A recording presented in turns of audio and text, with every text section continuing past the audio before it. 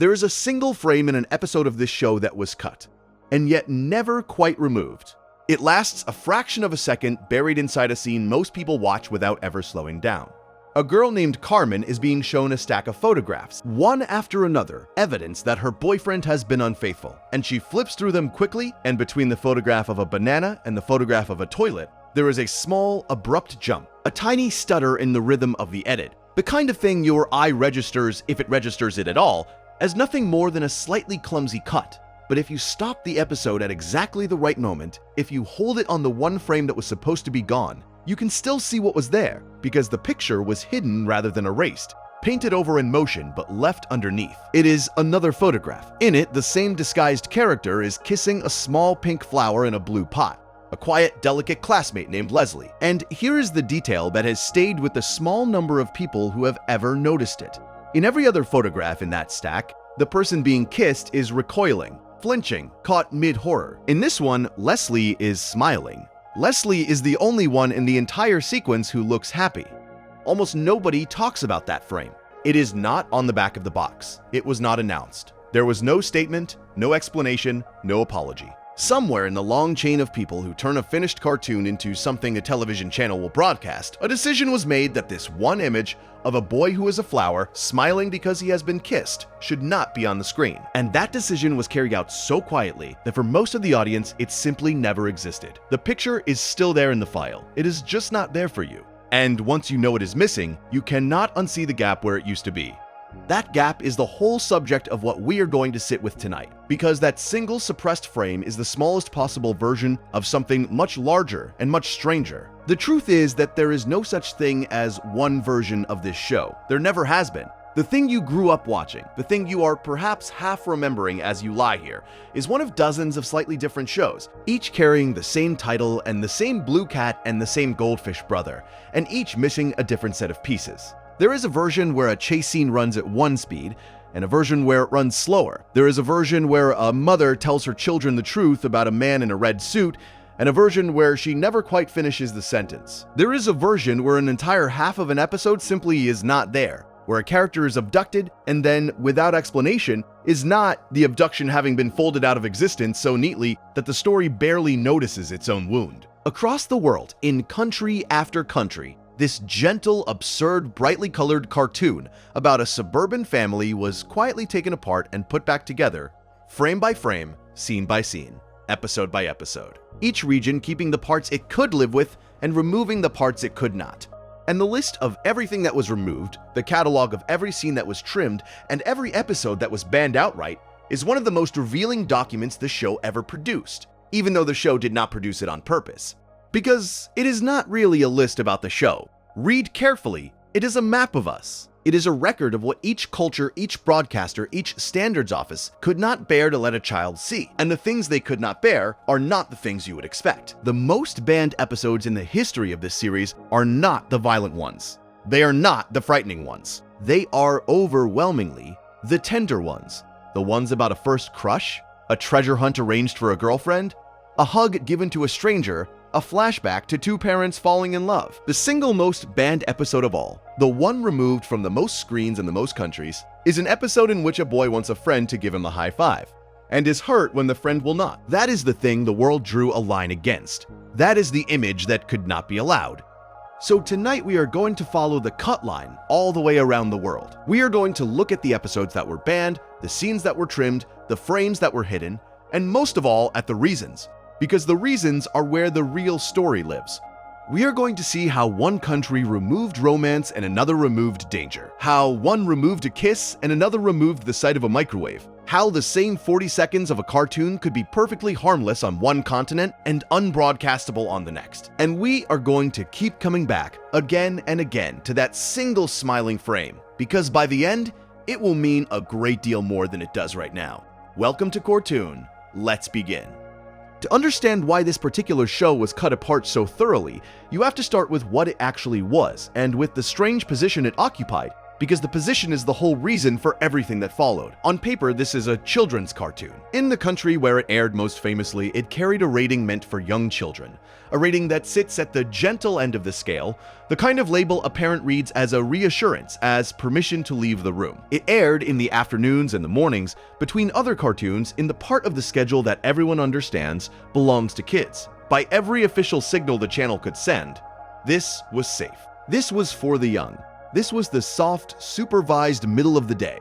And yet the thing itself was never quite that. It was made from the very beginning by people who were clearly delighted by how much they could fit inside a children's cartoon without anyone stopping them, and the show is built around that delight. It is a show about a 12-year-old blue cat named Gumball Watterson, and his adoptive brother Darwin, who is a goldfish that grew legs, and their hyper-intelligent younger sister Anais, who is a rabbit, and their mother Nicole, who holds the entire family together through sheer force of will, and their father Richard, who does not. They live in a town called Elmore, and the world of Elmore is assembled out of every kind of image at once, because the show was made in a mixed media style that almost nothing else on television was attempting. There are hand-drawn characters and computer-generated characters and puppets and live-action photographs and pixel art and clay, all sharing the same frame, all treated as equally real. A character drawn in flat 2 dimensions stands next to a character rendered in glossy 3 dimensions stands in front of a photograph of a real cloud. The effect is dreamlike and slightly unstable,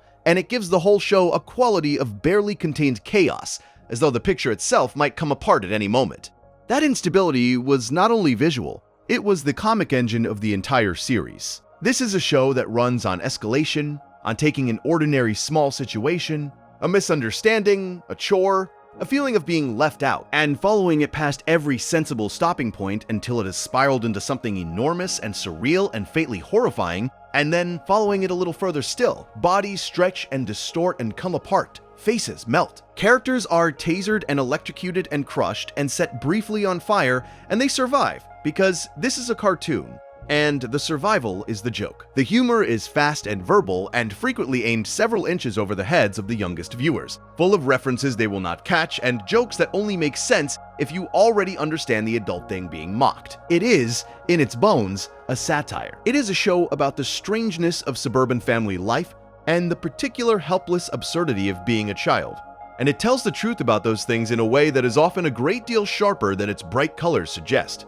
And this is the tension that everything else grows out of. Here was a program labeled and scheduled and sold as gentle children's content that was in practice constantly testing the outer edge of what a children's cartoon was permitted to contain. It was made for the European arm of its network, the first full series that division commissioned, and it was a co-production stretched across several countries, drawing on talent and sensibilities from more than one place at once. From the start, it was an international object, built to travel, designed to be sold into market after market around the globe. And the moment a show travels, it runs into a simple and unavoidable fact, which is that there is no single agreed idea of what a child should see. What is wholesome in one country is unthinkable in another. What is funny in one is dangerous in another. What is invisible in one is the very thing a censor in another has been employed to find and remove. A show that pushes the boundary at home will, the instant it crosses a border, discover that the boundary has moved and that it is now standing on the wrong side of it.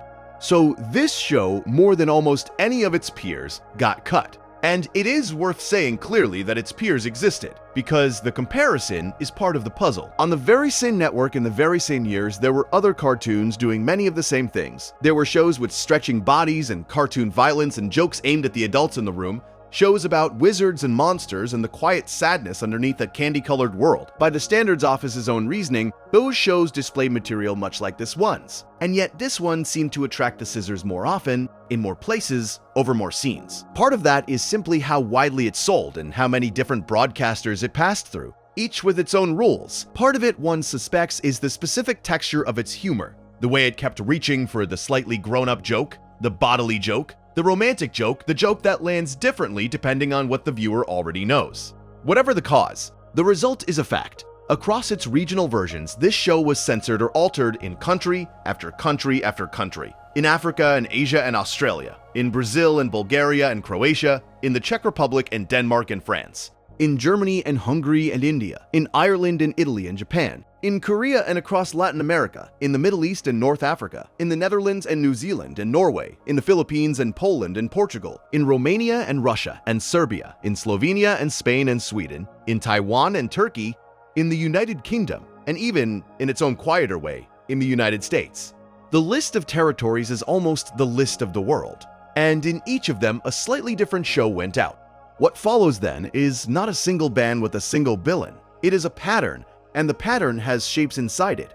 And the shapes are what we are really here to understand, because when you lay all the cuts side by side, they do not scatter randomly. They cluster. Different parts of the world reached for the scissors at different moments in response to different things, and the things they responded to tell you, with a clarity that is almost embarrassing, what each of them was afraid of. So we will take the clusters one at a time. We will begin with the largest of them all, the one that produced more outright bans than any other. The one that removed not seconds, but whole episodes from the schedule. And the one whose chosen target will, if you have only ever known the show in its uncut form, genuinely surprise you.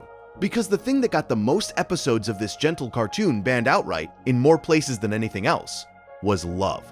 Picture the gentlest possible version of a love story inside a children's cartoon. A boy believes that the girl he cares about has grown bored of him, that the spark has gone quiet, that he is no longer enough to hold her interest, and so he does the only thing he can think of, which is to try harder. He arranges a treasure hunt for her, he hides clues, he builds an elaborate, earnest, slightly ridiculous adventure across the town.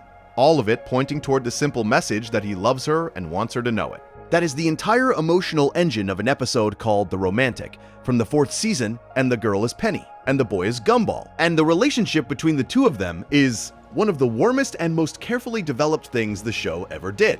It is sweet. It is innocent. It is the kind of story a parent might actively want a child to see. A story about effort and devotion and the fear of being taken for granted. And in the Middle East and North Africa, it was banned. Not trimmed, not edited. Banned, removed from the schedule entirely because of the romantic themes between Gumball and Penny. Once you see that, you start to see it everywhere, because the romantic is not an exception. It is one entry in a long and astonishing list. There is an episode called The Comic, also from the 4th season, in which a classmate named Sarah draws a superhero comic starring Gumball and Darwin, and the two boys, thrilled at being made into heroes, try to live up to their own fictional alter egos out in the real world. It is a story about imagination and self-image, about the gap between who you are and who you wish you were. It was banned across the Middle East and North Africa, and removed in Turkey, in part for a moment of Gumball in his underwear, and in part for romantic themes. There is an episode called The Girlfriend, in which Darwin, the goldfish brother, navigates feelings for a classmate named Jamie. It was banned in the same region for the romance. There is an episode called The Love, banned again for romantic themes. There is an episode called The Astrological, banned across the Middle East and North Africa, and in Turkey for the romance between Gumball and Penny. There is an episode called The Slide, in which the affection runs between two other young characters, Rocky and Bridie. And it was banned not only across the Middle East and North Africa, and in Turkey, but in Southeast Asia as well. There is an episode called The Matchmaker, which turns on Darwin's feelings for a ghost girl named Carrie.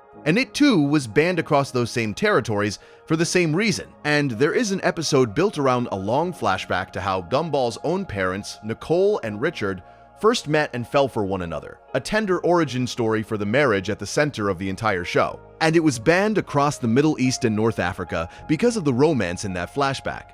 Lay them side by side and the pattern is unmistakable. The single most common reason an episode of this cartoon was banned outright anywhere in the world was that it contained romance. Not violence, though there is plenty of violence in this show. Bodies crushed and stretched and electrocuted for laughs. Not horror, though the show is frequently and deliberately grotesque. Not crude language, though it skirts that line constantly. The thing that triggered the most complete removals, the thing that made broadcasters decide an episode could not air at all rather than simply trimming a few seconds, was the depiction of two characters caring for one another in a romantic way. A treasure hunt, a crush, a first kiss, a married couple remembering how they met. These were the unbroadcastable images. It is important to be precise and fair about why, because the reason is not mysterious and it is not malicious. In the broadcasting standards that govern the Middle East and North Africa region, romance outside of marriage is treated as a religious and cultural problem because in Islam, premarital relationships are not permitted. And so the depiction of them, even in the gentlest and most childlike form, even between a cartoon cat and a cartoon peanut, runs against the values the broadcaster is expected to uphold for its audience. From inside that framework, The decision is consistent and coherent. A children's channel is supposed to model and reinforce the values of the families watching it, and if those families hold that romance belongs only within marriage, then a steady stream of stories about 12-year-olds pursuing one another, however sweetly, is exactly the kind of content a responsible broadcaster would keep off the screen. There's no hypocrisy in it. It is simply a different line, drawn in a different place, by people answering to a different idea of what childhood should be protected from. But sit with what that means for the show itself, because this is where it becomes strange and a little poignant. In the version of this cartoon that aired across an entire region of the world, the love story at its heart largely did not exist. The relationship between Gumball and Penny, which the show treated as one of its great ongoing achievements which it built across seasons with real patience and real feeling, was systematically thinned out, episode by episode, until in that version it was something closer to a rumor than a romance. The audience there grew up with a Gumball who was a little less in love, a Darwin who never quite got his crushes, a town with a little less tenderness running through it. Not because anyone hated the show, because they loved their idea of childhood, and in their idea of childhood, this kind of love had no place yet. And so they removed it, gently, completely, and the show carried on without it, and most of the people watching never knew there had been anything to remove. There is a particular ache in the fact that it was the romance specifically that the show built with the most care, and the romance specifically that came out. Because if you watch the uncut version, the thing that surprises you about this loud, chaotic, gross-out comedy is how seriously it takes young love. It does not treat the feelings of its child characters as a joke to be punctured. It treats them as real, as worthy of an entire episode, as something an audience should be rooting for. Gumball's fear in that treasure hunt episode that he is no longer enough is played absolutely straight underneath the silliness. It is a real fear, the fear at the bottom of every relationship, dressed in the costume of a cartoon. And it is exactly that, the realness, the sincerity, the willingness to let a child's love matter that made the episode impossible to air in a place that had decided a child's love must wait. The more honestly the show depicted the feeling, the more certainly it would be cut. Its greatest tenderness was its greatest liability. And the romance bans did not stop at romance. Because once a standards office is in the business of removing the depiction of affection, the definition of affection has a way of widening. A hug becomes suspect. A character disguised as the wrong gender becomes suspect. A flashback becomes suspect. The line once drawn does not hold still. It creeps outward, taking in more and more of the ordinary warmth of the show, until you reach the point we are about to reach, where it is not romance at all that is being removed, but something even harder for that framework to allow, and something the show treated with even more quiet courage. Before we move on, if you're enjoying this analysis, please consider subscribing. It helps the channel tremendously. Because if the most banned category in this show's history was love between a boy and a girl, the most banned single episode in its entire history was about something else, something the show kept gesturing toward at the very edge of the frame, in disguises and innuendos and smiling photographs that were not supposed to be seen. And to understand why that one episode traveled to more banned lists than any other, we have to look at the kind of love this show was never quite allowed to say out loud. The most banned episode in the entire history of this show is, on its surface, one of the most trivial. There is no death in it, no danger, no darkness, no romance even in the ordinary sense. It is called The Slap. It comes from the 4th season, and its premise is almost nothing. A classmate named Tobias has taken to ending every high five with a friendly slap on the backside, a little congratulatory gesture he gives to all the other boys, the way a teammate might smack a teammate after a good play. It means nothing. It is the kind of casual, slightly goofy physical camaraderie that exists in the background of every schoolyard. And Gumball notices that Tobias gives this slap to everyone except him. Tobias slaps every other boy and skips Gumball every single time. And Gumball, who cannot stand the idea of being the one person not worth the gesture, becomes quietly, then loudly, then catastrophically obsessed with getting Tobias to slap him too. That is the whole episode. Gumball spends it engineering increasingly desperate and elaborate situations in which Tobias might be persuaded to deliver the slap. He tries to befriend him. He tries to trick him. He forges a letter to lure Tobias alone to the school rooftop, where the plan goes wrong and the two of them end up stranded, dehydrating in the sun, while Gumball still even then will not let go of the one thing he wants. There is a musical number about it, a whole song built around his loneliness and his longing for this small acknowledgement, and at the end, after everything, Tobias finally relents and slaps him. And Gumball in a final stroke of pure hypocrisy, is offended by it and slaps him back and storms off, leaving Tobias to facepalm at the absurdity of the boy who spent an entire day begging for a thing he then rejected the instant he received it.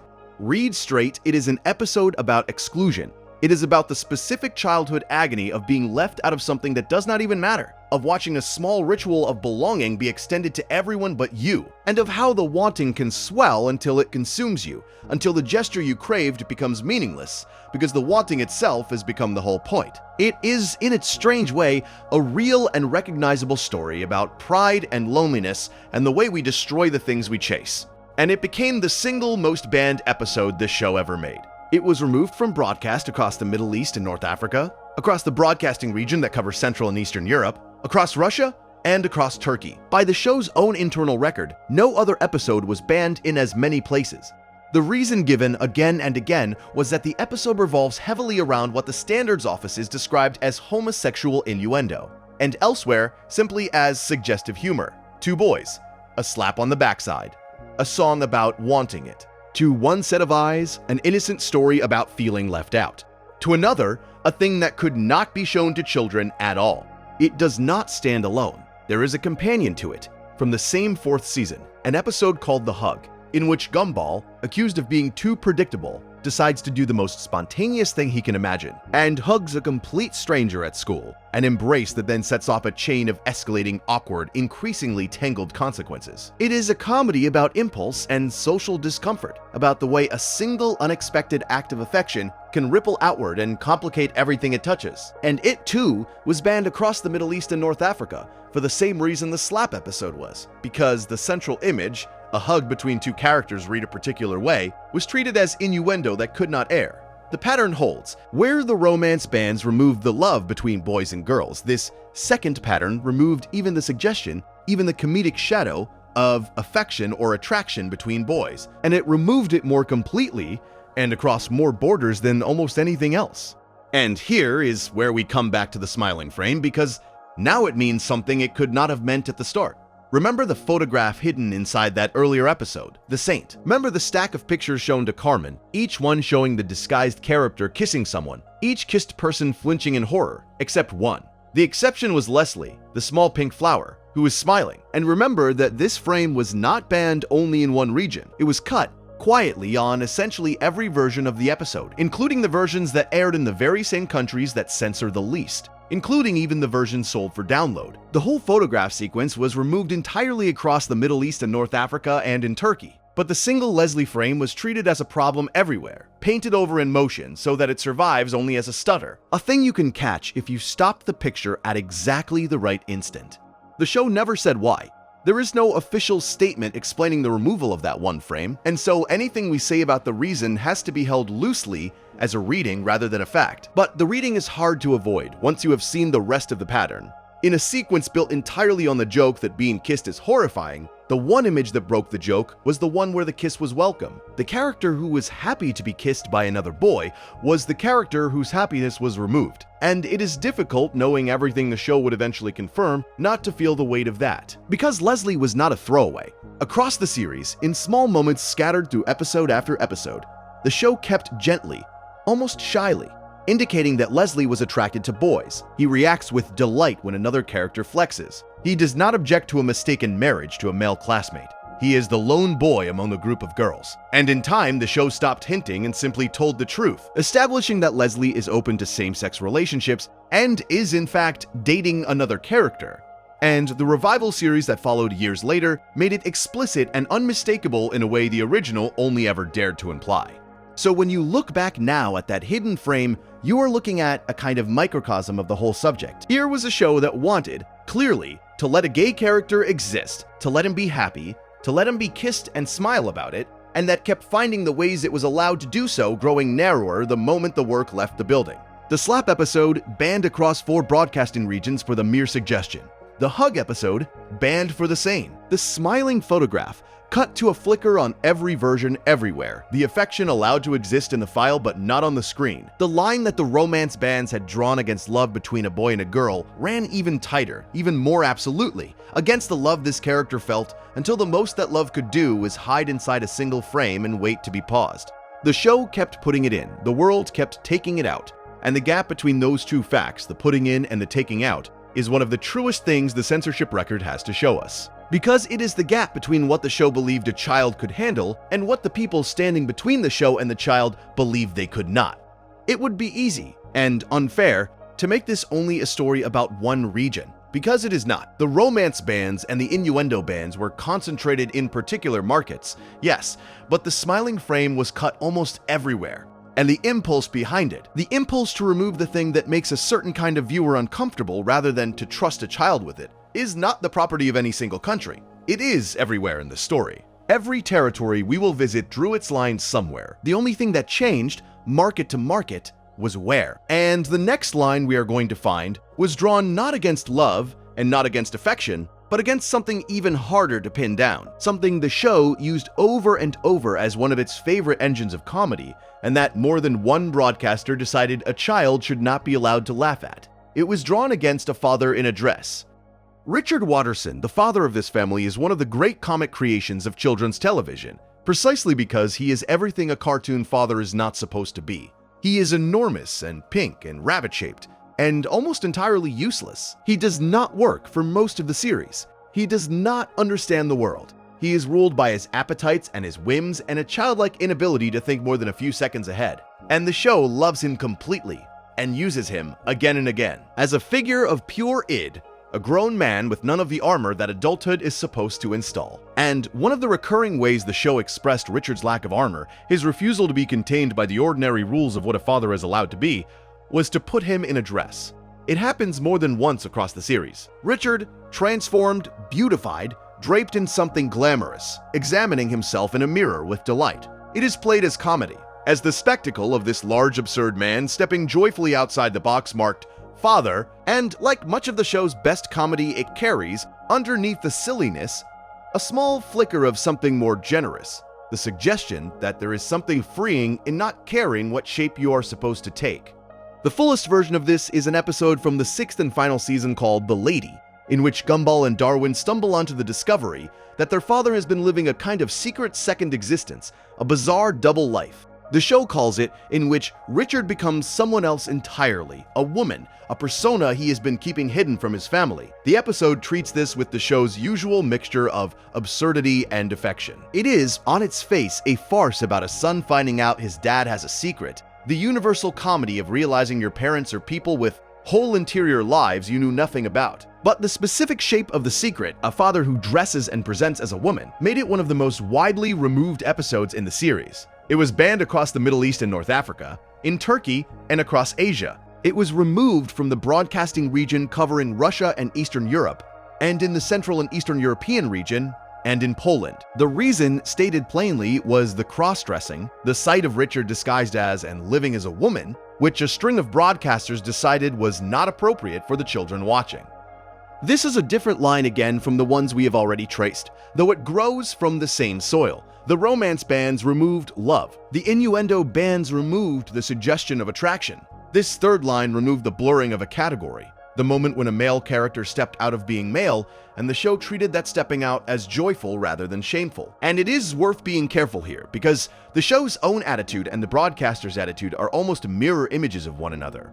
And the gap between them is the whole point. To the show, Richard in a dress is funny because it is freeing, because Richard is a character who has never successfully fit into any box, and the dress is simply one more box he cheerfully ignores. The comedy is warm. It is on Richard's side. To a number of the broadcasters who removed it, the very same image was not freeing but transgressive, a destabilizing of something that ought to stay fixed, a man presented as a woman and, worse, presented as happy about it, in front of children who were supposed to be learning that men are men and women are women and the line between them does not move. Same image, opposite meaning. One side saw liberation, the other saw a rule being broken, and the rule won in those markets, and the episode did not air.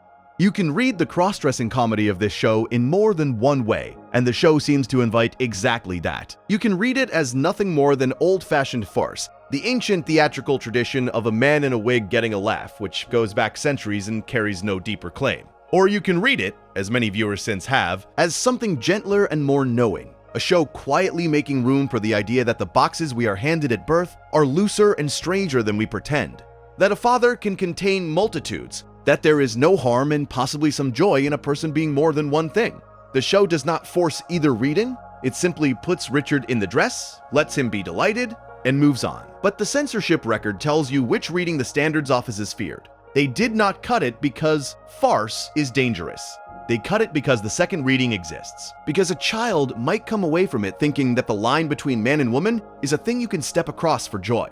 And in the framework, those broadcasters answered to, that thought was exactly the thing a children's channel must never plant. And so once again, the same dynamic plays out that we saw with love and with affection.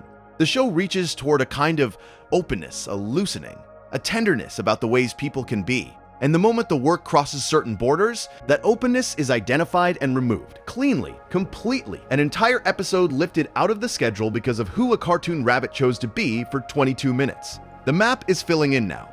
Love between boys and girls, gone in one region. The suggestion of love between boys, gone more widely still. The blurring of man and woman, gone across a third set of markets. And in every case, the thing removed is a kind of warmth, a kind of permission, a kind of yes. The censors of this show, region by region, were not mostly removing cruelty. They were removing tenderness in all its forms. Because tenderness, it turns out, is the most culturally specific thing there is. The thing whose acceptable shape changes most violently as you move across the surface of the earth. But not every cut was about tenderness, and not every line was a moral one. Because the body of this show, the literal cartoon body, with its vomiting and its nakedness and its endless grotesque transformations, ran into a different kind of objection entirely. An objection less about the soul than about the stomach. And to follow the cut line further, we have to leave the realm of who is allowed to love whom, and enter the realm of what a body is allowed to do on screen. The body in this show is never stable. That is one of the first things you absorb watching it. And one of the things that makes it feel so distinct. Characters in this world do not have fixed, reliable shapes the way characters in most cartoons do. They swell, they deflate, they stretch into impossible lengths and snap back. They turn inside out, sprout growths, melt into puddles, split into pieces, and reassemble. Gumball, pushed past his limits, will distort into a screaming, abstract smear of himself. Darwin, in one infamous moment, becomes a vast fungal horror. His small fish body overtaken by mushrooms and vines and coughing spores. A genuinely grotesque image dropped without warning into a children's comedy. The show treats the body as raw material, as something endlessly available for transformation and abuse and indignity. And a great deal of its humor, and a great deal of its strange power, comes from how casually it deforms the figures we are supposed to find cute. The cartoon body here is a thing that can have terrible things happen to it. And the terrible things are funny, and the funniness and the horror are the same gesture. And because the body is the show's favorite toy, the body is also where an enormous amount of the censorship landed. In a way that has nothing to do with love or identity and everything to do with decency. With the ancient and universal human instinct that there are things a body does that should not be shown. Nakedness, first of all. The show is fond of cartoon nudity as a gag. The sudden indignity of a character with no clothes, and broadcaster after broadcaster moved to cover it. There is an episode from the very first season, called The Dress, in which Gumball ends up wearing one and being mistaken for a girl, and which contains moments of him naked. And across the Middle East and North Africa, that episode was banned outright, and in Turkey, it was removed from the reruns, because of the nudity. In the versions that aired across much of Asia, the show's nakedness was handled not by removing whole episodes, but by zooming in, pushing the camera tight onto a character's face so that the unclothed body below was simply cropped out of the frame. A solution applied again and again whenever Gumball appeared without clothes. The same instinct turned up everywhere a cartoon backside appeared. A transformation gag in which Gumball's rear changes shape. Cut. A moment in which he lifts his skirt to flash his behind, with the offending region pixelated in some broadcasts and cut entirely in others. A scene of Richard climbing the stairs naked, his bottom on display, simply excised, the episode jumping past it as though it never happened. The underwear bans belong here too, because to several broadcasters the mere sight of a character in his underwear was its own small indecency. Enough on its own to keep an episode off the air. There is an episode in which a minor character named Frankie appears in his underwear, and that was enough to get it banned across the Middle East and North Africa. The episode with the superhero comic, which we have already seen banned partly for romance, was banned partly for a glimpse of Gumball in his underwear as well. The body, uncovered even slightly, was a problem in market after market. And the solution was always the same: to cover it, to crop it, to cut it, to make the body go away. And then there are the fluids. Because if nakedness was one decency line, the things a body expels were another, and the show crossed that line constantly. Vomiting in particular recurs throughout the series as a reliable gross-out beat, and it was policed heavily. There is an episode called The Test in which Gumball, at the climax, vomits on his classmate Tobias. And that single image was enough to get the episode banned across the Middle East and North Africa and in Turkey. Elsewhere, the vomiting was handled scene by scene. In an episode called The Procrastinators, a moment of Gumball throwing up a candy bar was cut from the versions that aired in the United Kingdom. Spitting was cut. There is an episode, The Sale, in which Gumball spits and then tries to swallow it back, and that was removed in the British broadcast. Choking was cut. In an episode called The Spoiler, a scene of Gumball choking on a music player was lifted out. The pattern is consistent, and it is almost funny in its thoroughness. This determined effort to make sure that no child ever watched a cartoon cat throw up or spit or gag on a screen, as though the depiction itself were a kind of contamination, as though the body's grosser functions were the one thing the audience must be shielded from, even as those same broadcasts left in violence, left in cruelty, left in the casual electrocutions and the screaming distortions and the fungal horror. That last contrast is the thing worth sitting with, because it reveals how strange the decency line actually is. The same standards that could not abide a moment of vomiting were frequently untroubled by a body being crushed or stretched or maimed for laughs. A child could watch Gumball be deformed into a screaming abstraction, but not watch him be sick. A child could watch a character set briefly alight, but not see a bare cartoon backside. The line, in other words, was not drawn around harm. It was drawn around disgust and around shame, around the things that make an adult uncomfortable, rather than the things that might actually frighten or hurt a young viewer. And there is something almost touching in that, in the way these decisions reveal not a coherent theory of child protection, but a set of inherited human flinches. The same flinches we all carry, the things our own upbringings taught us not to look at. The censors were not consulting a rulebook of what damages children, they were consulting their own discomfort and removing whatever triggered it. And what triggered it was a body being a body, naked and leaking and out of control, which is to say the exact thing this show found most reliably hilarious. So the body, like love, like identity, turns out to be a place where the world could not agree, where the same 40 seconds of cartoon were wholesome in one country and unbroadcastable in the next, where the show's instincts and the censor's instincts pulled in opposite directions, and the censor's instincts won, region by region, cut by cut. Before we move on, if you're enjoying this analysis, please consider subscribing. It helps the channel tremendously, because everything we have looked at so far, the love and the affection and the blurred categories and the uncovered body, belongs to one broad family of censorship, the family of decency, of morality, of the things a culture finds improper. But there is an entirely different family of cuts waiting on the other side of the world, made for entirely different reasons, and they are perhaps the most revealing of all, because they were not made to protect a child's innocence at all. They were made to protect a child's safety, or rather to protect the broadcaster from what a child might do. And to see that second logic in its purest form, we have to cross the ocean and look at how this show was cut in the country that made it most famous, the United States. In the United States, almost none of the things we have spent the last hour discussing were a problem. This is the first surprise of the American version, and it reframes everything that came before. The romance stayed. Gumball and Penny's relationship, banned across an entire region of the world, aired in America without trouble. The affection stayed, the hugs and the slaps and the ambiguous tenderness that got episodes pulled from 4 broadcasting territories elsewhere. The cross-dressing stayed, Richard could put on a dress and live his double life, and American children watched it without anyone reaching for the scissors. Even most of the bodily material survived, the nudity gags and the transformations, and a good deal of the grossness. The American Standards Office, presented with the very content that other countries found unbroadcastable, mostly shrugged. That was not what America was afraid of.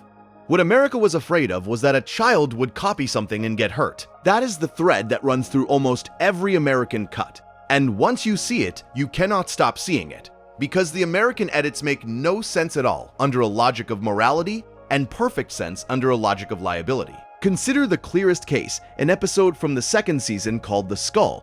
In it, the boys get hold of a device and use shock therapy on a classmate named Clayton to stop him from lying, zapping him every time he tells an untruth. It is a typical piece of Gumball escalation, a silly premise pushed to a cruel and cartoonish extreme. And in the American broadcast, the entire shock therapy sequence was cut, roughly a minute and a half of the episode, simply removed, gutting the middle of the story. The stated reason was not that it was cruel, though it was, and not that it was frightening, though it could be. The reason was that shock therapy is illegal in the United States, and the implication is unmistakable. The concern was not the morality of the image, but the possibility of imitation, the fear, however remote, that the depiction of an illegal medical practice on a children's channel might somehow license or model it, might land the broadcaster on the wrong side of a line that in America is drawn in courtrooms.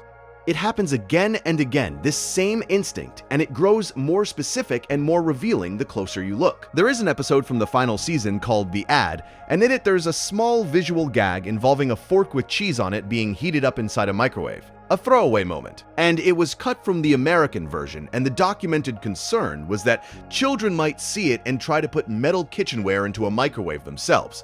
Sit with how specific that is. Somewhere, a person whose job it was to protect both children and the network looked at a cartoon fork in a cartoon microwave and thought about a real child in a real kitchen reaching for real metal and decided the risk, however tiny, was not worth taking and removed the image. There is an episode from the same season called The Awareness, in which Gumball eats a spoonful of dirt. And that moment too was cut from the American broadcast, presumably for the same reason. The fear that a young viewer might be inspired to do the same. A spoonful of dirt.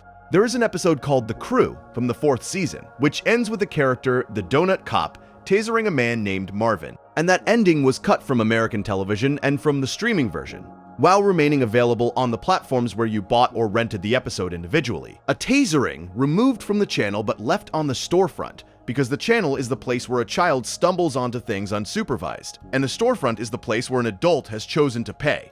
That distinction between what was cut from the broadcast and what survived on the paid platforms runs all through the American story, and it is its own small revelation. Over and over, a scene removed from television and from the streaming service was left intact on the digital versions sold for download, the versions on the storefronts where a purchase had been made.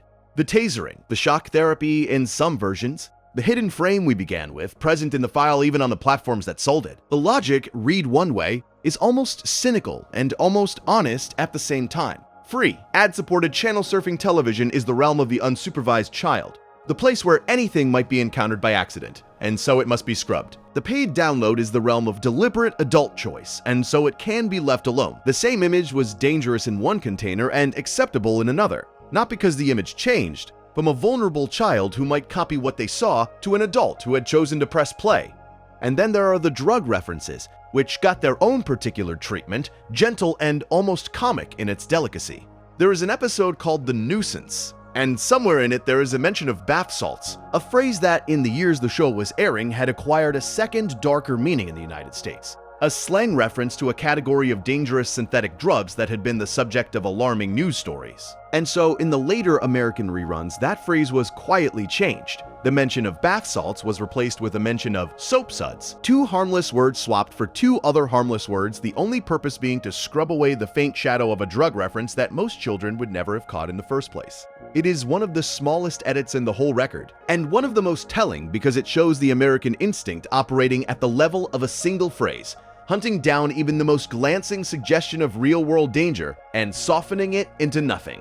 There is even an edit that has nothing to do with safety or morality at all, and it is worth mentioning because it reveals a third American logic underneath the other two, the logic of money. The opening theme song of this show, in its original form, runs about 15 seconds. In the American broadcast, it was cut down to roughly 5. 2/3 of the title sequence removed not because anything in it was dangerous or improper, but simply to claw back 10 seconds in every episode that could be sold to advertisers, to fit a little more commerce into the same half hour. The full theme survives, glimpsed here and there in certain reruns, a ghost of the show's intended opening. But for most American viewers, even the way the show announced itself was shortened in the service of the advertising that paid for it. It is a reminder that not every cut is about protecting the audience. Some are about extracting from it. Put the American edits together and they form a portrait of a particular national character, drawn entirely in negative space, in the things that were removed. America was not on the evidence of these cuts, especially worried about its children seeing love or affection, or a man in a dress, or a naked cartoon backside, or a character being sick. It let almost all of that through. What America was worried about was a child being physically harmed by imitation and the broadcaster being held responsible for it. The shock therapy a child might mimic, the metal a child might microwave, the dirt a child might eat, the drug a child might one day hear about. The country that produced the most famous version of this show, and that prides itself on its freedom of expression, censored it not for indecency, but for liability, not to guard the soul but to guard the body and the balance sheet. And the resulting version of the show is one in which you can fall in love and undress and vomit and put on a dress freely, but you may not, under any circumstances, watch a fork go into a microwave. The contrast with everything that came before could not be sharper, and it is the heart of what this whole catalog of cuts has to teach. Two parts of the world, looking at the very same cartoon, removing almost entirely different things, each according to its own deepest fear. One region cut the love and kept the danger. Another cut the danger and kept the love. Neither was wrong by its own lights. Both were protecting their children from exactly the thing they believed children most needed protecting from. And the two beliefs simply did not overlap. And if you want to see how granular and how relentless this protective instinct could become, how it could descend from banning whole episodes all the way down to muting a single word in the middle of a sentence, you have to look at the versions of the show that aired across Asia and Australia, where the cutting reached a level of detail so fine that it sometimes left the stories barely able to stand. There is a small phrase that the characters in this show say constantly, almost as a verbal tick, a little exclamation of confusion or alarm. They say "what the," and then they stop, the sentence trailing off before it can arrive anywhere, the unspoken ending left to the imagination. It is a joke, of course, a way of gesturing at a stronger phrase without ever saying it. The comic timing built entirely on the pause where the missing word should be. And across the versions of this show that aired in Asia, that harmless, unfinished little phrase was hunted down and silenced over and over and over again. In one episode after another, every time a character began to say "what the audio was muted or the line was cut, as though the danger lay not in the word that was never spoken, but in the very gesture toward it, in the shape of the sentence that pointed at a place the broadcaster did not want pointed at. A character would react to something shocking, open his mouth, and simply make no sound, the censorship leaving a strange little hole in the conversation where a punchline used to be. It is one of the most quietly absurd things in the entire record, this determined war against an incomplete sentence, and it tells you how fine the cutting could become, how far down into the texture of the show the scissors were willing to reach. Because the cutting in these markets was not mostly about whole episodes. It was about details, individual words, individual gestures, individual frames, removed one at a time with a thoroughness that sometimes seems almost obsessive. Certain words were treated as near profanity and scrubbed wherever they appeared. In an episode called The Spoon, the word suckers is said 8 separate times, and each one was muted or cut, and that episode became, by the show's own count, the most heavily censored single installment in the Asian broadcast, with 9 separate cuts stacked into one short story, including the removal of its ending, in which Nicole prepares to take violent revenge on a recurring criminal. The word noob, gamer slang, was muted in another episode. The cutting reached into songs removing specific lines about specific subjects, like a verse in one musical number that touched on the idea of having children. It reached into the show's nakedness with the same zoom and crop technique we have already seen, pushing in tight on faces so that bodies vanished from the bottom of the frame, and into its bathroom and bodily humor with the same disgusted precision as everywhere else. And it reached, crucially, into anything that resembled a dangerous act a child might imitate, in a way that connects the Asian and Australian versions back to the American logic of safety. Characters in the show have a habit of leaping out of windows, a recurring slapstick gag, and across these broadcasts the window jumps were systematically removed, the scenes cut so that a character is present in one shot and simply gone in the next. The act of jumping folded out of existence on the theory, presumably, that a child should not be shown a thing they might try at home. A scene of a character pouring corrosive chemicals onto his own hand was cut, leaving the moment baffling. A scene of another character setting a painting on fire was reduced or removed. The lighting of things, the jumping from things, the pouring of dangerous substances all trimmed away. The same imitation anxiety that drove the American edits, applied here with even less mercy. The trouble with cutting at this level of detail is that a story is a chain, and when you remove a link, the chain does not simply get shorter, it breaks. Over and over, the granular Asian and Australian cuts left the episodes confusing, incoherent, missing the very pieces that made them make sense.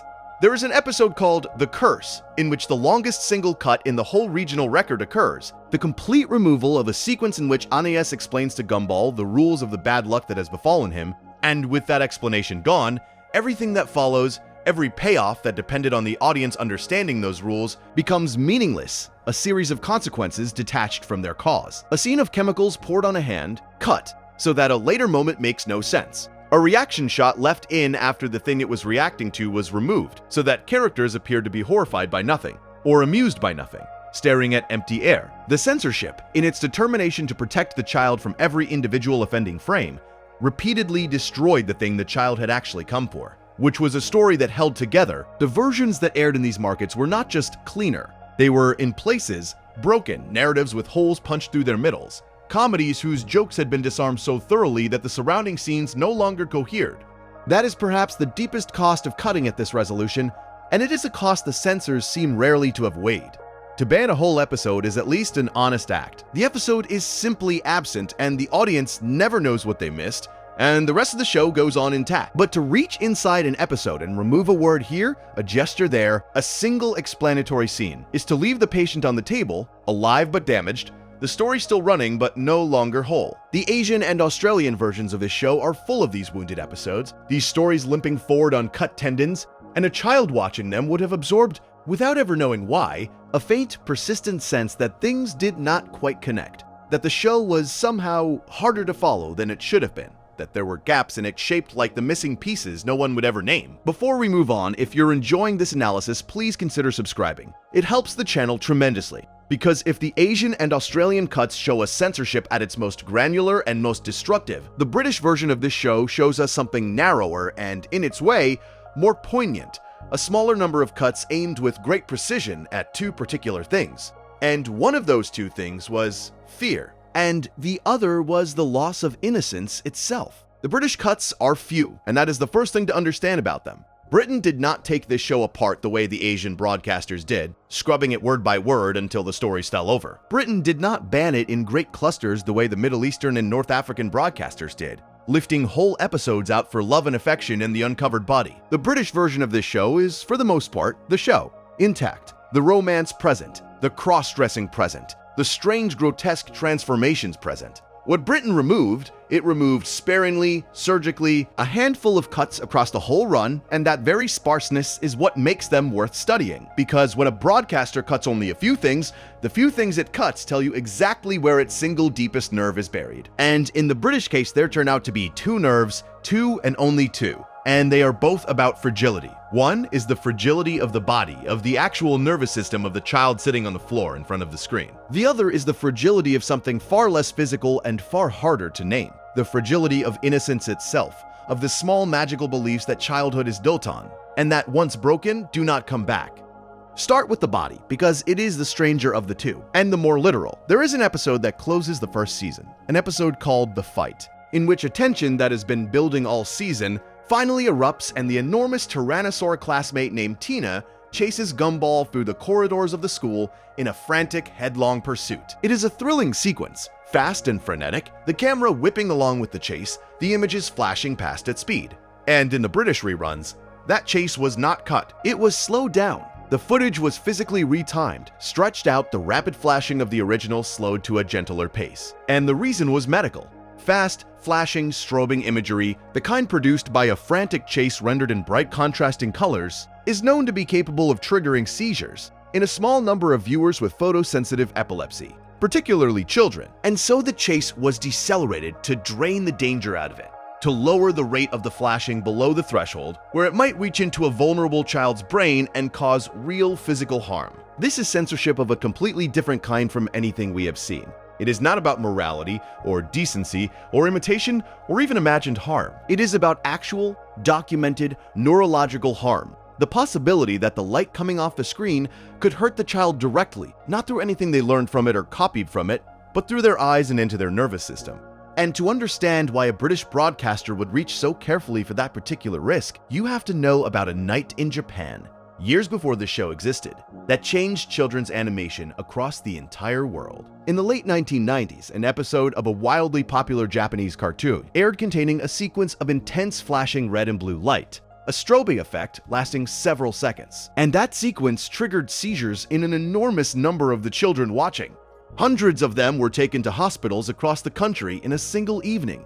a mass casualty event caused by nothing more than light, by the rhythm of a cartoon's flashing colors reaching through television screens into thousands of young brains at once. It was one of the most frightening things that had ever happened in the history of the medium. A demonstration that animation aimed at children could, under the wrong conditions, physically injure them on a mass scale, and it permanently changed how the industry handled rapid flashing. After that night, broadcasters and standards bodies around the world adopted strict guidelines about the frequency and intensity of flashing imagery in anything children might watch. Guidelines specifically designed to keep cartoons below the threshold that had sent all those children to the hospital. The slowing of the chase in the fight is a direct descendant of that evening. It is the long shadow of a disaster, reaching forward across decades and continents to gently stretch out a chase scene in a cat cartoon, so that the light coming off it could never do to a British child what that other cartoon's light had done to so many children once before.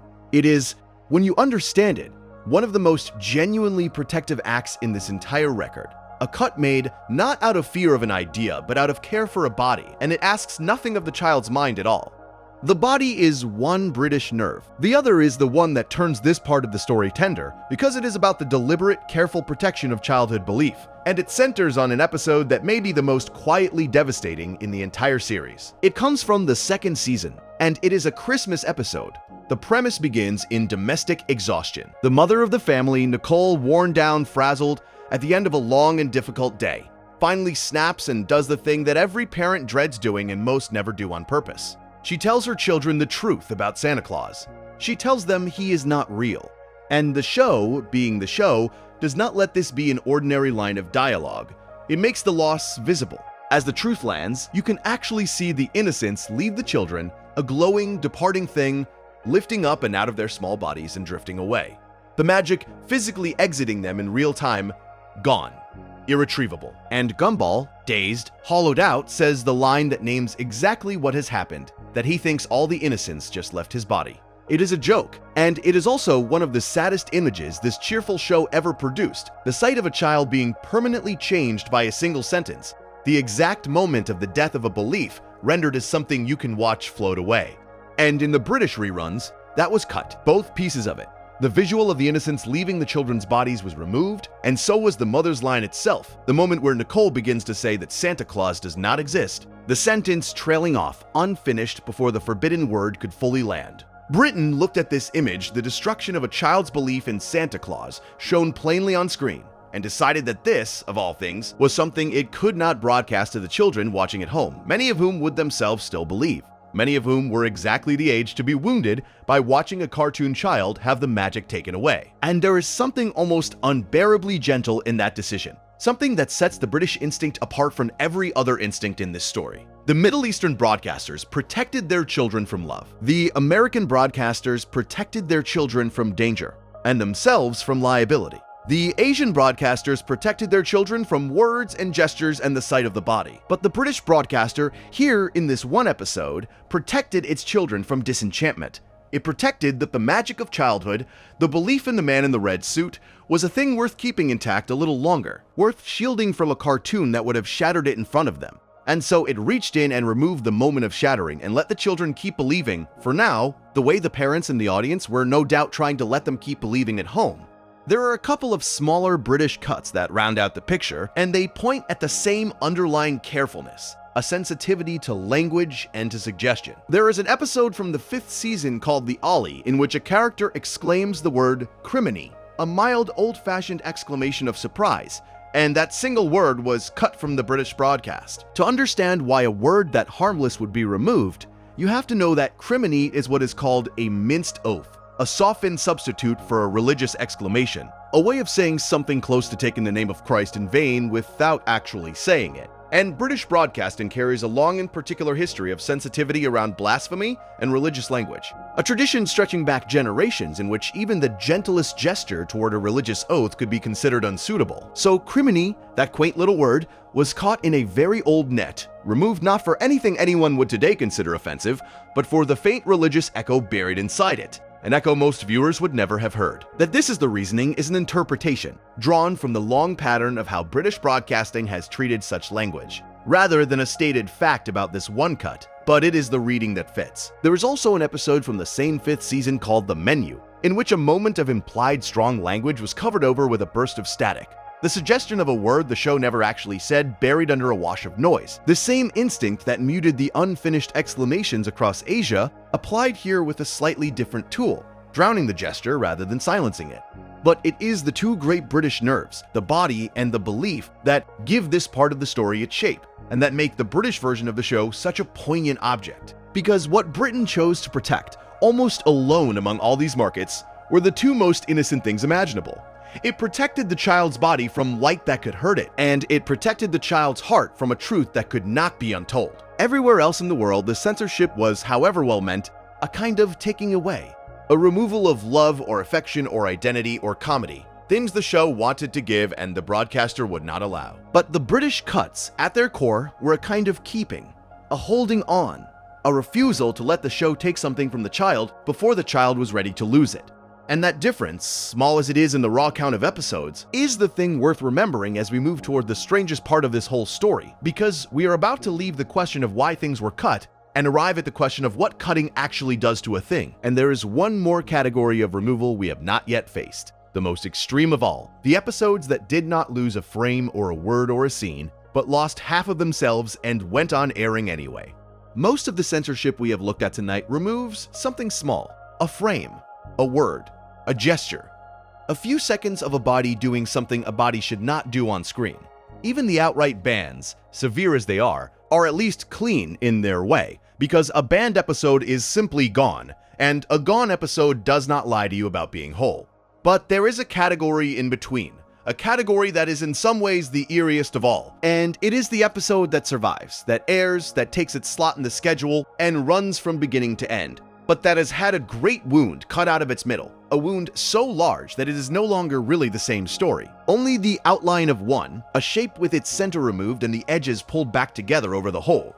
The clearest case comes from the 5th season, an episode called The Uncle. It is built, like many episodes of the show, on two storylines braided together, and a large part of it, something close to half of its running time, concerns a kidnapping, the abduction of a small recurring character, a little pixelated figure who looks like he wandered in from an early video game, named Ocho. The abduction storyline is not a minor flourish. It is one of the two engines of the episode, a substantial stretch of the running time, with its own setup and its own escalation and its own payoff. And in the British broadcast, that entire storyline was removed.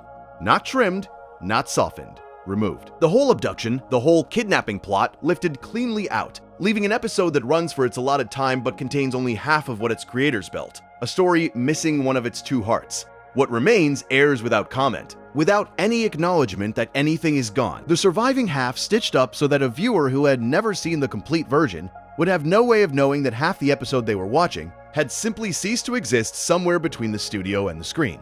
We have already met another episode like this, though we met it for a different reason. Remember the episode from the 2nd season called The Skull, the one with the shock therapy the one America cut because shock therapy is illegal there. The cut America made to that episode was not a frame or a word. It was roughly a minute and a half, a great chunk of the center of the story, the entire sequence in which the device is used, gone, so that the American version of The Skull is also one of these wounded things. A story with its middle carved out and the surrounding scenes left to fend for themselves on either side of the absence. 2 episodes, then, cut on opposite sides of the world for completely different reasons, one for a kidnapping and one for an illegal medical practice, both reduced to a fraction of themselves. Both still airing, both still bearing their original titles as though nothing had changed. And there is something genuinely unsettling about this, something worth slowing down for, because it gets at the deepest strangeness of the whole subject. When you ban an episode, you are at least being honest about the scale of what you are doing. You are saying, plainly, that this thing should not be shown, and you are removing all of it, and the absence is total and visible and known. But when you reach into an episode and remove half of it and let the rest go out under the same name, you are doing something subtler and, in a way, more dishonest. Even when the intentions are good, you are presenting a fragment as if it were the whole. You are letting a child watch what they believe is a complete story. A story with a beginning and a middle and an end, when in truth the middle has been taken from them and they have been handed the beginning and the end pressed together with the seam hidden. The child does not know. The child cannot know. They simply absorb a story that does not quite hang together. That has a strange hollow feeling in its center, that resolves things that were never properly set up, or sets up things that are never properly resolved, and they file that faint wrongness away without ever understanding its cause. Because no one has told them, and no one will. that they are watching a thing with a piece of its soul cut out. This is the true cost of cutting, the cost that runs underneath every category we have explored tonight, from the single hidden frame at the very beginning to these gutted half episodes at the end. A story is not a pile of parts, it is a structure, a thing in which each piece holds up the pieces around it. And when you remove a piece, even for the most loving and protective of reasons, you do not simply make the story shorter or safer, you weaken the architecture. You leave it leaning. Sometimes the damage is invisible, a frame no one misses, a word no one needed. But sometimes the damage is structural, the load-bearing middle pulled out.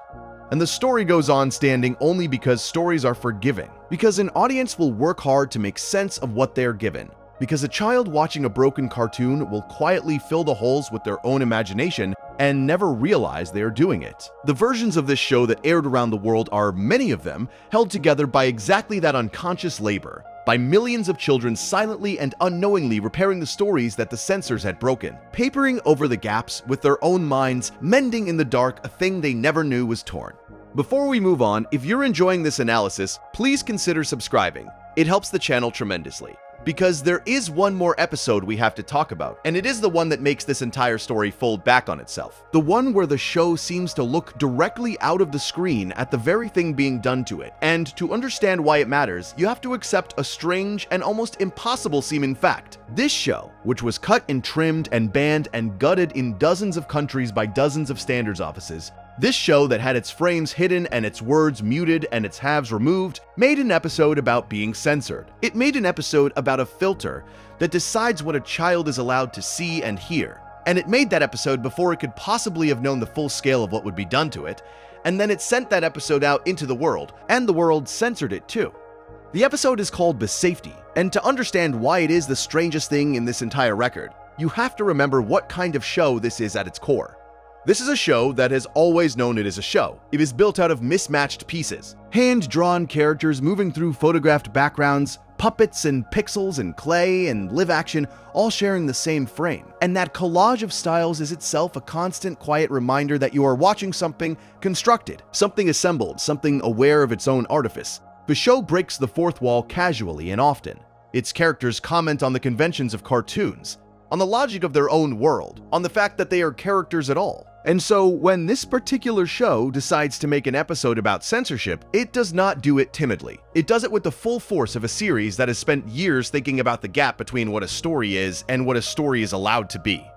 The premise of The Safety is simple and devastating. A filter is installed, a piece of technology meant to protect children, a child filter, and once it is active, it begins to alter the world around the family in real time, scrubbing reality clean of anything it judges unsuitable. And the show renders this filtering exactly the way real censorship renders the things it touches. When a character uses language the filter does not like, the word is bleeped out, replaced with a tone, the offending sound simply removed from the air. Violence, when it occurs, no longer occurs. In its place appear the old comic book cards, the bright-lettered bursts that mid-century cartoons used to paper over the moment of impact, the biff, and the kapow, and in this show's gleeful version, sillier invented ones, a twiddle where a blow should be, the actual violence hidden behind a cheerful printed word the way it was hidden in the censored cartoons of generations past. Warnings interpose themselves. At one point, the family collides directly with an on-screen advisory, a content warning treated as a physical object in the world, a wall of cautionary text the characters can crash into, the apparatus of censorship made solid and literal and absurd.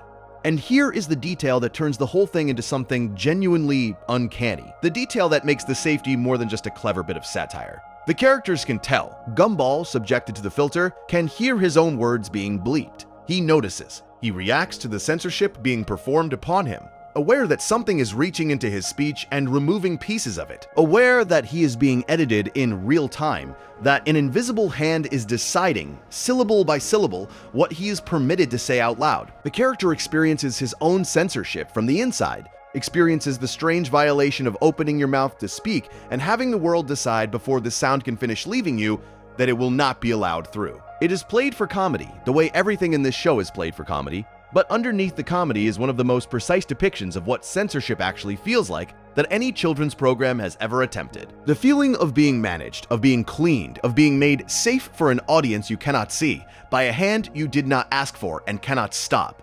Now, hold that episode in your mind. the episode about a filter that bleeps language and hides violence behind printed words and interposes warnings between the viewer and the world. And remember everything we have spent tonight tracing. Remember the words muted across Asia, the unfinished phrase silenced again and again, the suckers cut 8 times over. Remember the violence and the bodies hidden, cropped, pixelated, zoomed past. Remember the warnings, the advisories, the careful management of what a child was allowed to encounter. The safety is not a fantasy, it is a documentary. It is this show, with extraordinary accuracy, depicting the exact machine that was at that very moment and for years afterward. The child filter in the episode is every standards office in this story. It is the hand that hid the smiling frame, the hand that slowed the chase, the hand that swapped bath salts for soak suds, the hand that lifted the kidnapping out of the uncle and the shock therapy out of the skull. The show looked directly at that hand, understood it completely, rendered it precisely, and made a comedy of it. And then, of course, the hand went ahead and did its work anyway. This is the part that is almost too perfect to be real. The episode about censorship was itself censored. The show that made a comedy out of bleeping and cropping and warning was bleeped and cropped and warned in dozens of countries by people who were, in some cases, perhaps applying their scissors to the very episode that mocked the scissors, scrubbing the satire of scrubbing. Filter in the show's own joke about filters. There is no record that any of the standards offices paused over the irony, no sign that anyone, anywhere in the long machinery of broadcast censorship, stopped and noticed that they were censoring an episode about censorship. The machine does not get the joke. That is the nature of the machine. It is not a person sitting in judgment, weighing meaning and intent in irony. It is a process, a set of rules applied to a set of frames. A filter that sees only the surface, the word to be muted, the body to be hidden, the act to be cut, and that has no capacity whatsoever to recognize that the thing it is filtering is a portrait of itself. The snake swallowed its own tail and did not taste anything unusual. There is a kind of bleak comedy in that, and there is also something close to tragedy depending on how you choose to hold it. And the show, characteristically, seems to hold both at once. The bleak comedy is obvious, the sheer absurdity of an apparatus so literal-minded that it would censor a critique of itself without blinking. But the deeper thing, the thing underneath the comedy, is what the safety understood about the relationship between protection and damage, the thing this whole catalog of cuts has been circling all night. Because the filter in the episode is not a villain. It does not act out of malice. It acts out of an overwhelming, suffocating desire to protect, to keep the child safe, to ensure that nothing improper or dangerous or upsetting reaches them. And in pursuing that desire to its logical end, it makes the world unlivable. It bleeps speech into nonsense and hides reality behind warnings and turns every honest moment into a sanitized blank. The episode is not an argument against caring about children. It is an argument about what happens when the caring loses all sense of proportion, when the impulse to protect stops asking what the protection costs, when safety becomes the only value and every other value, honesty and coherence and beauty and trust, is fed into the filter and comes out muted. The show made that argument, gently inside a comedy, and then the world demonstrated the argument's truth by doing to the show exactly what the filter in the episode did to its world. So this is where the cut line finally arrives. After circling the whole globe, after love and affection and identity and the body and danger and language and the vanishing halves of stories, it arrives at an episode that is a mirror held up to the entire enterprise of cutting. A show looking at the thing being done to it and naming it, with more clarity and more wit than any of the people doing it ever brought to the task. And the fact that the show could see all of this, could understand its own censorship so completely while remaining powerless to stop a single cut, tells you something final and important about the whole subject. The show was never the problem. The show always knew exactly what it was and exactly what was being done to it, and exactly why. The cuts were never a correction of something the show got wrong. They were a record of something the rest of us could not bear, projected onto a cartoon that understood us better than we understood ourselves, and that waited patiently, frame by hidden frame, for someone to slow it down and look. And here is the part that turns the whole thing, finally, away from sorrow and towards something better. Because someone did slow it down and look. That is why you know any of this. Stop and consider how strange it is that we have a catalog at all, that we can sit here tonight and walk through episode after episode, naming the exact cuts in the exact territories, knowing that a frame was hidden in the saint, and that the word criminy was lifted from the ollie, and that half of the uncle simply ceased to exist in Britain. None of that was announced. No broadcaster ever published a list of what it removed. No network ever issued a document explaining that the chase in the fight had been slowed, or that two harmless words had been swapped in the nuisance, or that a single photograph of a smiling flower had been painted over on every copy of an episode in the world. Censorship is, by its nature, an act performed in secret. It is subtraction designed to leave no trace, a removal so clean that the thing removed is meant to be not merely gone but unrememberable, never to be missed because never known to have existed. The whole point of hiding that frame was that you would never see the gap. The whole point of cutting half of the uncle was that the surviving half would seem complete. Censorship wants, more than anything, to be invisible. And against that wanting stands the single most quietly heroic thing in this entire story, which is the patient, unglamorous, collective refusal of ordinary people to let the subtraction stay secret. Everything we know tonight, we know because viewers, fans, people who loved this show, sat down and did the painstaking work that no institution would ever do. They watched the same episode in different countries and noticed that they did not match. They paused the picture frame by frame and caught the photograph that was meant to flicker past unseen. They logged the muted words and the missing scenes and the slowed chases and the swapped phrases, one tiny discovery at a time. And they gathered all of it together on the open encyclopedias that communities build for the things they care about into a single record, freely available, endlessly added to, a document assembled out of thousands of small acts of attention by people who were paid nothing and asked for nothing and simply could not bear to let the cuts disappear unrecorded. The catalog of this show's censorship is not the work of the censors. It is the work of the audience. It is the negative image of the censorship built by the people the censorship was performed upon. And it exists for one reason only, which is that enough of them refuse to look away. There is something in that worth holding on to as the night thins out, because it is the answer, the only real answer to the melancholy underneath everything else we have said. Yes, the show was taken apart. Yes, there are dozens of versions and none of them is whole, and most of the people who grew up with it never knew. But the wholeness was reassembled anyway, not by any broadcaster and not by any network and not by any official act, but by the collective memory of everyone who watched closely and cared enough to write it down.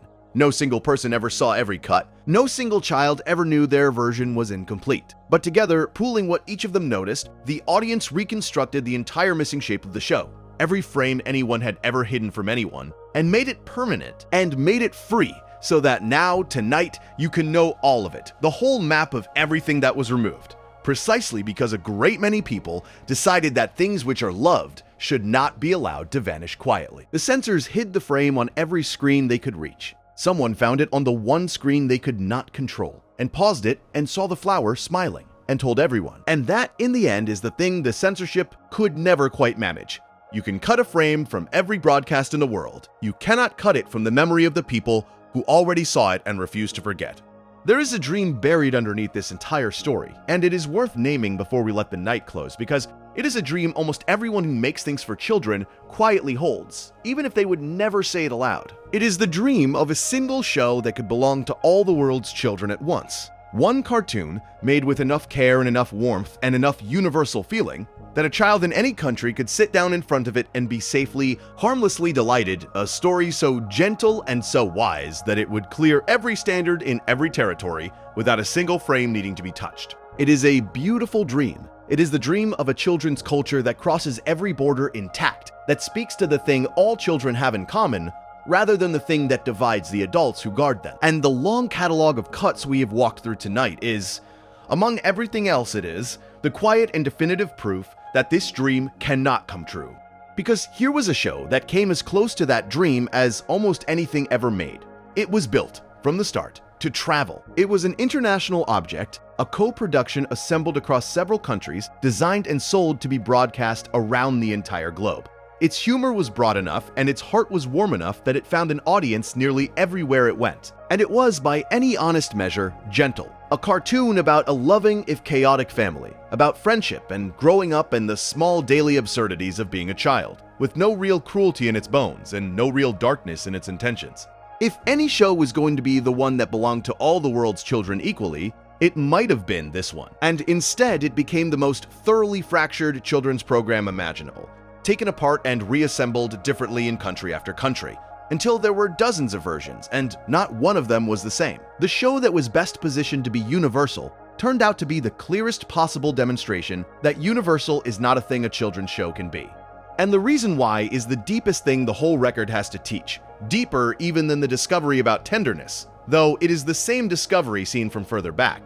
The reason is that safe is not a fact about a cartoon. It never was. We talk as though appropriateness were a property of the content itself, as though you could hold an episode up to the light and read off whether it is suitable for children the way you might read off its running time. But that is not how any of this works, and the censorship record proves it on every page. The same 40 seconds of animation, unchanged, identical, frame for frame the same, was wholesome in one country and unbroadcastable in the next. The kiss that was sweet in one place was forbidden in another. The father in the dress, who was a figure of joy on one continent, was a danger to children on another. Nothing about the images changed as they crossed the borders. What changed was the child on the other side of the screen, and the world that child was being raised inside, and the thousand inherited assumptions that world had already poured into them about what is normal and what is shameful and what is frightening and what is safe. Appropriateness is not in the cartoon. It is in the relationship between the cartoon and a particular child standing in a particular place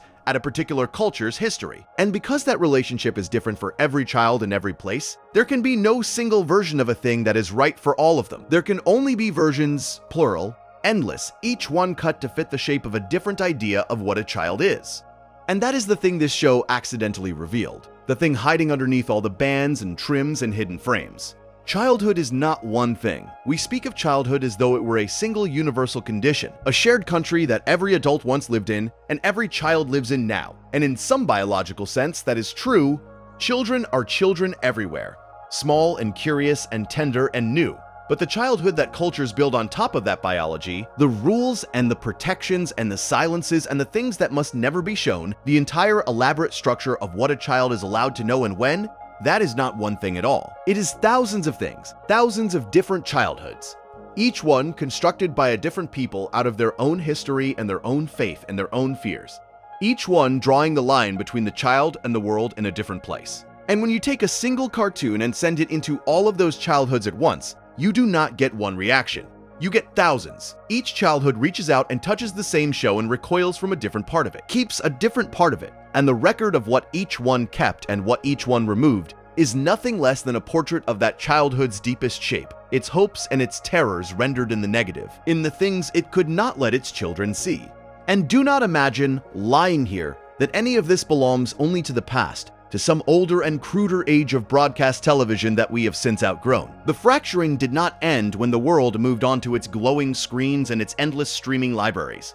If anything, it grew quieter and harder to see. The cut versions did not vanish. Many of them simply migrated. The regional edits carried forward onto the new platforms, the hidden frames still hidden, the muted words still muted, the missing halves still missing, now buried inside vast catalogs where almost no one will ever think to compare one country's copy against another's.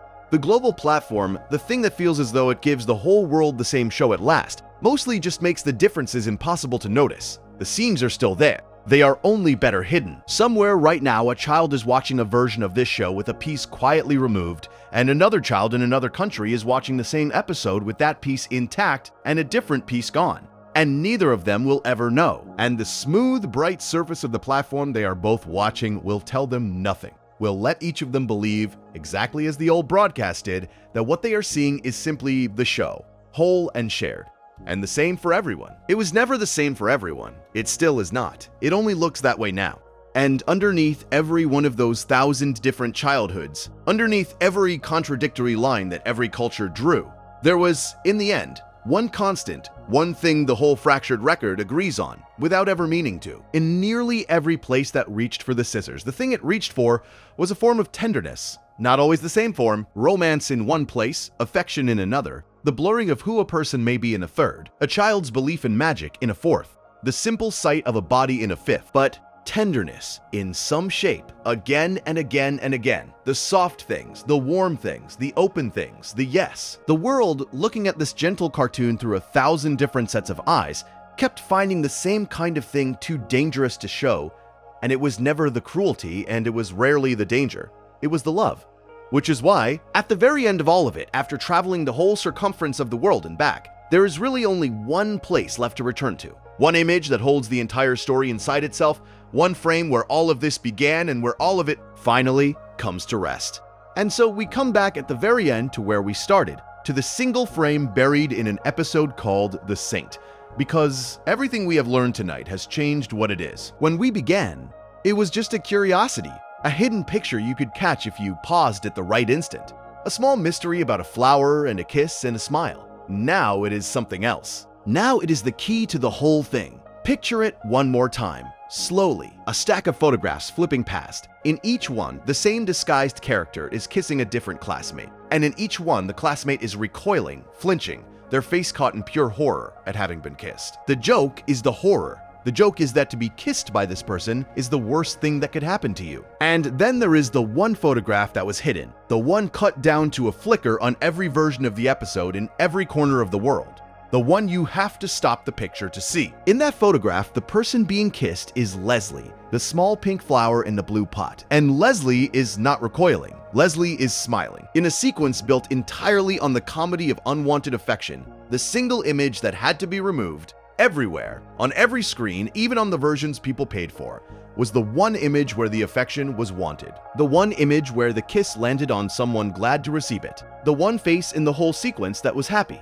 We will never have an official reason for why that frame was treated as a problem on every version of the episode, and I have been careful all night not to pretend otherwise, because the people who made that decision never explained it. And a confident, invented reason would be a lie. But we do not need the official reason to understand the shape of what happened, because the shape is the same shape we have seen everywhere tonight, repeated across continents and standards offices and broadcasting regions, until it became undeniable. Over and over, the thing that had to go was the tenderness, not the violence, not the danger, not the grotesque transformations or the screaming distortions or the casual cartoon cruelty, most of which sailed through, in market after market, barely touched. What got cut was love. The romance spanned across a whole region of the world. The affection, the hugs, and the high fives pulled from 4 broadcasting territories at once. The blurring of who a person is allowed to be. An entire episode lifted out because a father found joy in a dress. The belief and the magic, protected so fiercely in Britain that a mother was not allowed to finish telling her children the truth. And the smallest, quietest version of all of it, a flower smiling because a boy kissed him, reduced to a single frame you can only see if you stop time. The most banned things in the history of this gentle cartoon were the tenderest things in it. That is the discovery. That is what the catalog of cuts, read all the way through, finally tells you. And it tells you something about Leslie specifically, something the show itself eventually confirmed, long after that frame was hidden, because Leslie was not a random choice for that smile. Across the run of the series, in small moments scattered through episode after episode, the show kept gently indicating who Leslie was, never loudly, never with any fuss, just a steady accumulation of quiet signals. The delight when another boy flexes, the comfort among the girls, the lack of any objection to a mistaken marriage to a male classmate. For years, the show hinted, in the careful, deniable way that shows of that era hinted at such things, gesturing toward a truth it was not yet sure it was allowed to state. And then, in time, it stopped hinting. The show established plainly that Leslie is attracted to boys, that Leslie is, in fact, in a relationship with another character. And the revival series that came years later made it fully explicit. Said out loud and without apology, the thing the original had only ever dared to fold into a single hidden frame, which means that the smiling photograph was not a slip, not an accident, not a one-off gag. It was the earliest, smallest, most heavily suppressed version of a truth the show always knew and would eventually tell. The frame was a seed. The censors cut it down to a flicker, painted over it, hid it on every screen they could reach. And the thing they were hiding grew anyway, slowly, across the seasons, until it bloomed in the open in full view, exactly as the show had always intended. You cannot hide a flower by cutting one frame. It was always going to bloom. They only delayed the moment you got to see it smile. This is the strange and quietly hopeful thing underneath all the loss. And it is worth holding on to as we drift toward the end. Because a catalog of censorship sounds at first like a record of defeat, a long list of all the things that were taken away, all the love and the affection and the identity and the belief that some hand reached in and removed before it could reach a child. And it is that.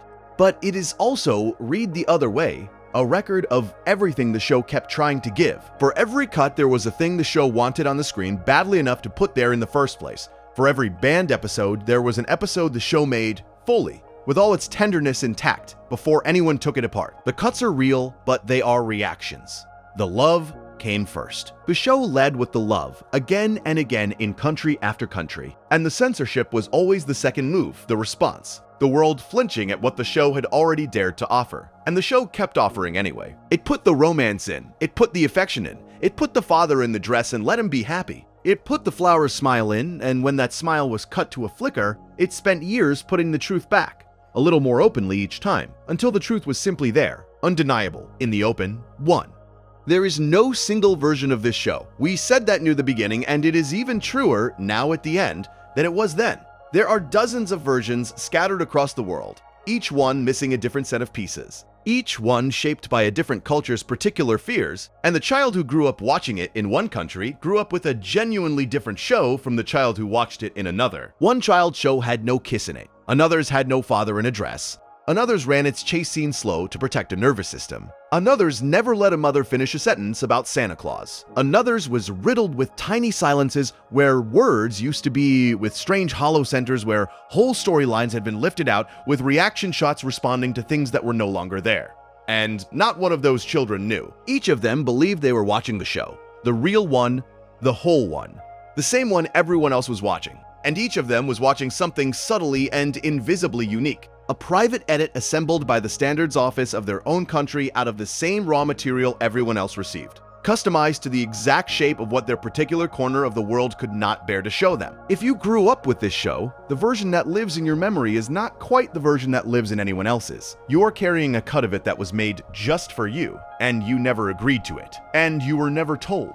So, in the end, the list of everything that was cut from the show turns out not to be a list about the show at all. We said this at the start, before we had the evidence, and now we have walked through the evidence region by region, cut by cut, and it has proven truer than it sounded. The catalog of bands and trims and hidden frames is a portrait, but the thing it is a portrait of is not the cartoon. It is us. It is a map of the human interior, drawn entirely in the negative, in the shapes of the things we could not bear to let our children see. And a single cartoon to the whole world, and ask each part of the world to remove from it whatever feels unsafe.